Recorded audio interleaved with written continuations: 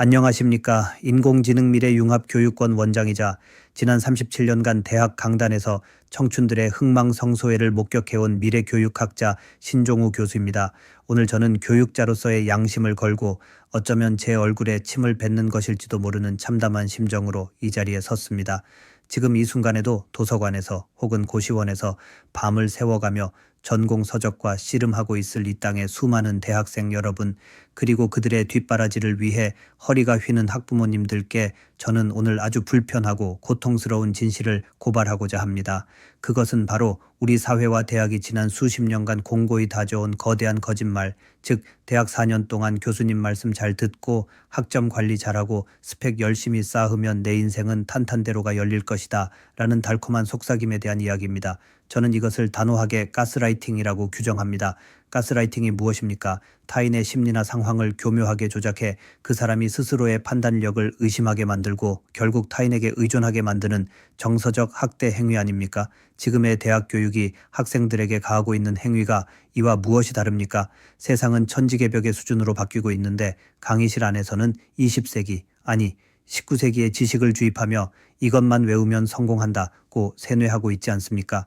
학생들이 세상 밖으로 나갔을 때 마주할 냉혹한 현실과 강의실에서 배우는 내용 사이의 괴리가 너무나 큰데도 대학은 이 거대한 간극을 학생 개인의 노력 부족 탓으로 돌리고 있습니다.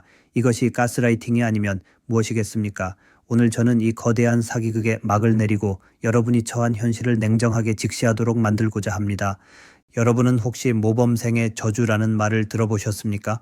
초중고 12년 동안 시키는 대로 열심히 공부해서 소위 명문대라는 곳에 입학했고 대학에 와서도 한눈 팔지 않고 성실하게 학점을 관리한 학생일수록 다가오는 인공지능 시대에 가장 먼저 도태될 위험이 크다는 섬뜩한 역설입니다. 왜 이런 일이 벌어질까요? 우리가 지금까지 성실함이라고 칭송해왔던 가치가 인공지능 앞에서는 가장 무기력한 능력이 되어버렸기 때문입니다. 기존의 교육 시스템은 정해진 답을 누가 더 빠르고 정확하게 찾아내느냐를 측정하는 데 최적화되어 있었습니다. 교수의 강의 내용을 토시 하나 틀리지 않고 외워서 답안지에 적어내는 능력, 수많은 기출문제를 반복해서 풀며 패턴을 익히는 성실함, 이것이 곧 우수한 학생의 척도였습니다. 그러나 여러분, 이제 그런 일은 인공지능이 인간보다 수천 배, 수만 배 더 잘합니다. 챗GPT가 등장한 이후 단순한 지식의 암기와 나열은 더 이상 경쟁력이 될 수 없다는 사실이 명백해졌습니다. 그런데도 대학은 여전히 중간고사, 기말고사라는 이름으로 학생들의 암기력을 테스트하고 그것으로 등급을 매겨 우등생이라는 타이틀을 부여합니다. 이 시스템에 순응해서 높은 학점을 받은 학생들은 자신들이 사회에 나갈 준비가 완벽하게 되었다고 착각하게 됩니다. 이것이 바로 대학이 저지르고 있는 가장 큰 죄악입니다. 세상은 창의적인 문제 해결 능력과 융합적인 사고를 요구하는데 대학은 낡은 틀 안에 학생들을 가두고 성실한 기계가 되기를 강요하고 있는 것입니다. 여러분이 그토록 목숨 거는 학점 4.5가 AI 앞에서는 아무런 의미가 없는 숫자 노름에 불과하다는 사실을 깨닫는 순간 여러분이 느낄 배신감은 누가 책임질 것입니까? 우리가 살고 있는 지금 이 시대는 단순히 기술이 조금 발전한 정도가 아닙니다. 인류의 지적 노동을 근본적으로 재편하는 혁명의 시대입니다. 과거 산업혁명이 인간의 육체 노동을 기계로 대체했다면 지금의 AI 혁명은 인간의 지적 노동을 알고리즘으로 대체하고 있습니다. 변호사, 의사, 회계사, 기자, 통번역가 등 우리가 소위 사자 직업이라 부르며 선망하던 전문직 영역까지 AI의 파도가 덮치고 있습니다. 그런데 대학은 이 거대한 쓰나미 앞에서 무엇을 하고 있습니까? 마치 아무 일도 일어나지 않은 것처럼 태연하게 과거의 커리큘럼을 답습하고 있습니다. 수년 전에 만들어진 이미 곰팡내가 나는 강의 노트를 매 학기 똑같이 읊어대는 교수들이 강단에 서 있습니다. 세상은 빛의 속도로 변하고 있는데 대학의 시계는 멈춰 서 있는 것입니다. 이 속도의 격차가 바로 여러분의 불안을 야기하는 근본적인 원인입니다. 여러분은 직감적으로 느끼고 있습니다. 내가 지금 배우고 있는 이 전공 지식이 과연 10년 뒤, 아니 당장 졸업 후에 쓸모가 있을 것인가?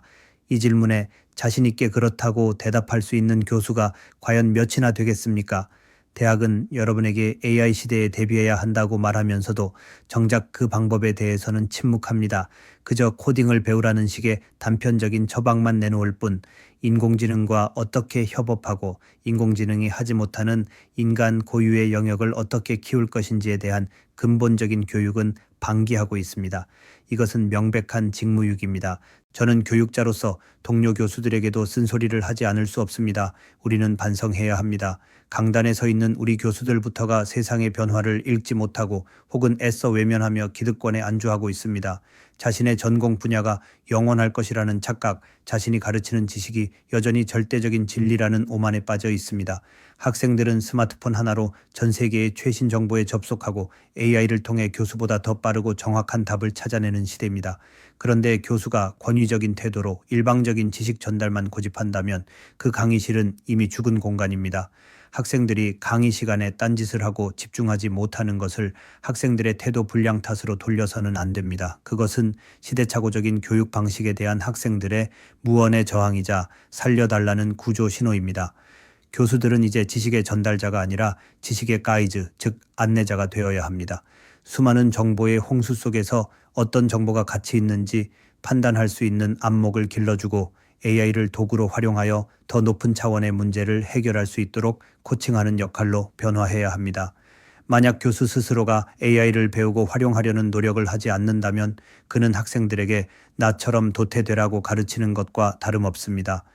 여러분의 등록금은 교수의 노후 자금이 아닙니다. 그것은 여러분의 미래를 위한 투자여야 합니다.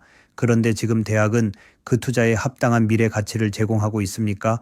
이러한 대학 교육의 모순이 가장 극명하게 드러나는 현상이 바로 여러분이 대이병이라고 부르는 것입니다. 대학교 2학년이 되면 찾아오는 전공에 대한 회의감, 무기력증, 미래에 대한 막연한 불안감, 이것을 어른들은 그저 지나가는 성장통이나 늦깎이 사춘기 정도로 치부하며 다 때가 되면 괜찮아진다. 원래 청춘은 아픈 것이다. 라는 무책임한 위로를 던집니다. 하지만 저는 단언컨대 대이병은 병이 아닙니다. 그것은 지극히 정상적이고 이성적인 반응입니다. 1학년 때의 설렘이 사라지고 대학이라는 곳의 실체를 파악하기 시작하면서 여러분의 뇌가 보내는 아주 건강한 경고 신호입니다. 지금 네가 배우고 있는 이 전공 지식만으로는 미래에 생존할 수 없다는 것을 직감적으로 깨달은 것입니다. 주변을 둘러보니 선배들은 취업난에 허덕이고 있고 뉴스를 틀면 AI가 인간의 일자리를 위협한다는 소식이 쏟아지는데 강의실에서는 현실과 동떨어진 이론만 가르치고 있으니 불안하고 회의감이 드는 것은 당연하지 않습니까? 대이병을 앓고 있는 학생들은 나약한 것이 아니라 오히려 누구보다 예민하게 시대의 변화를 감지하고 있는 것입니다. 그런데 대학과 기성세대는 이들의 정당한 불안을 개인의 심리 문제로 환원시키며 상담센터로 떠밀고 있습니다. 문제의 원인은 구조에 있는데 해결을 개인에게 전가하는 전형적인 가스라이팅 수법입니다. 대이병의 치료제는 심리상담이 아니라 미래의 방향성을 제시하는 교육의 혁신입니다. 대이병의 시기를 불안 속에서 보내고 나면 이제 더 거대하고 실존적인 공포가 기다리고 있습니다. 바로 졸업을 앞둔 4학년들이 겪는 대사병입니다. 이것은 대이병이 만성화되고 악화된 결과입니다. 졸업이 코앞으로 다가왔는데 손에 쥔 것은 4년간의 등록금 영수증과 학점 내역서뿐, 사회에 나가서 당장 무엇을 할 수 있을지 막막하기만 한 상태. 이것이 대사병의 실체입니다. 많은 학생들이 이 공포를 이기지 못해 졸업을 일부러 유예합니다. 학생 신분이라는 울타리 안에 조금이라도 더 머물고 싶은 도피 심리입니다. 그리고는 다시 도서관으로 돌아가 토익 점수를 10점이라도 더 올리기 위해 혹은 이력서에 한 줄이라도 더 채워 넣기 위해 각종 자격증 공부에 매달립니다. 저는 묻고 싶습니다. 여러분이 그토록 목매는 그 스펙들이 과연 인공지능 시대에도 유효한 무기입니까? 기업들은 이미 바보가 아닙니다. 토익 만점자가 영어로 된 업무 메일 하나 제대로 못 쓰고 학점 높은 직원이 창의적인 기획안 하나 내놓지 못한다는 사실을 너무나 잘 알고 있습니다. 특히 AI가 번역부터 문서 작성, 코딩까지 척척 해내는 마당에 과거의 기준으로 만들어진 스펙들은 휴지 조각이 되어가고 있습니다. 그런데도 대학은 여전히 학생들에게 토익 특강을 열고 자격증 과정을 개설하며 낡은 동아줄을 잡으라고 부추깁니다. 여러분이 대사병에 걸린 것은 여러분의 노력이 부족해서가 아닙니다. 대학이 여러분에게 잘못된 목표를 설정해 주었기 때문입니다. 우리는 스펙이라는 단어의 환상에서 벗어나야 합니다. 스펙은 본래 기계의 성능을 나타내는 사양을 뜻하는 말입니다. 인간을 기계처럼 규격화하고 등급을 매기는 이 용어 자체가 얼마나 비인간적이고 폭력적입니까? 산업화 시대에는 표준화된 교육을 받은 규격화된 인재가 필요했을지 모릅니다. 그러나 지금은 다릅니다. AI가 표준화된 업무를 모두 대체하는 시대에 남들과 똑같은 스펙을 가진 인간은 대체 가능한 부품에 불과합니다. 여러분이 토익 점수를 높이고 봉사활동 시간을 채우고 공모전 수상 경력을 나열하는 그 모든 과정이 어쩌면 가장 대체되기 쉬운 인간이 되기 위한 노력일 수도 있다는 끔찍한 진실을 마주해야 합니다. 진정한 경쟁력은 남들이 다 가지고 있는 스펙에서 나오는 것이 아니라 나만이 가진 고유한 스토리와 경험, 그리고 남들과 다르게 생각할 수 있는 능력에서 나옵니다. 그런데 대학은 이러한 개성을 말살하고 획일화된 기준에 학생들을 맞추려 듭니다. 모두가 같은 곳을 바라보고 달리게 만듭니다. 1등부터 꼴등까지 줄을 세웁니다. 하지만 명심하십시오. 같은 방향으로 달리면 1등은 단 한 명뿐이지만 각자 다른 방향으로 달리면 모두가 1등이 될 수 있습니다. 인공지능 시대의 생존 전략은 남보다 잘하는 것이 아니라 남과 다른 것을 찾아내는 데 있습니다. 대학이 만들어 놓은 좁은 트랙에서 벗어나 여러분만의 광야로 나가야 합니다. 제가 늘 강조하는 교육 철학이 있습니다. 과거의 교육이 물고기 잡는 법 how을 가르치는 것이었다면 미래의 교육은 물고기가 어디에 있는지 그 방향 where을 알려주는 것이어야 한다는 것입니다. 지금까지 대학은 여러분에게 열심히 낚싯대를 들이우는 법, 미끼를 끼우는 법, 찌를 보는 법을 가르쳤습니다. 여러분은 그 가르침대로 밤새워 낚시 기술을 연마했습니다. 그런데 막상 바다에 나가보니 어떻습니까? 그곳에 물고기가 없거나 이미 AI라는 거대한 트롤선이 나타나 물고기를 싹쓸이해가고 있습니다. 아무리 뛰어난 낚시 기술을 가지고 있어도 고기가 없는 곳에서는 무용지물입니다. 이것이 바로 지금 여러분이 처한 현실입니다.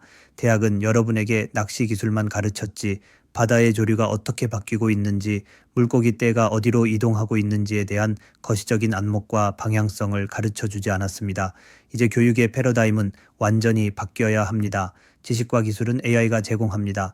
인간은 그 AI를 도구로 활용하여 어디로 나아갈지 결정하는 선장, 즉 GPS가 되어야 합니다. 방향을 볼 줄 아는 능력이 없다면 여러분은 아무리 노를 열심히 저어도 결국 망망대해를 표류하게 될 것입니다. 그렇다면 이 혼란스러운 시대에 우리에게 진정으로 필요한 능력은 무엇일까요? 저는 단언컨대 질문하는 능력과 연결하는 능력이라고 말씀드리고 싶습니다. AI는 주어진 질문에 대한 답을 찾는 데는 타의 추종을 불허합니다. 하지만 스스로 문제를 발견하고 가치 있는 질문을 던지는 것은 여전히 인간 고유의 영역입니다. 왜? 라는 질문 없이 주어진 지식을 수동적으로 받아들이기만 했던 모범생들은 AI 시대에 가장 먼저 설 자리를 잃게 될 것입니다. 대학은 정답을 주입하는 곳이 아니라 끊임없이 질문을 생성하는 용광로가 되어야 합니다. 또한 파편화된 지식들을 연결하여 새로운 가치를 창출하는 융합 능력이 필수적입니다. 여러분의 전공이라는 좁은 울타리에 갇히지 마십시오. 인문학과 기술을 연결하고 예술과 과학을 융합할 때 비로소 AI가 넘볼 수 없는 창의적인 통찰이 나옵니다.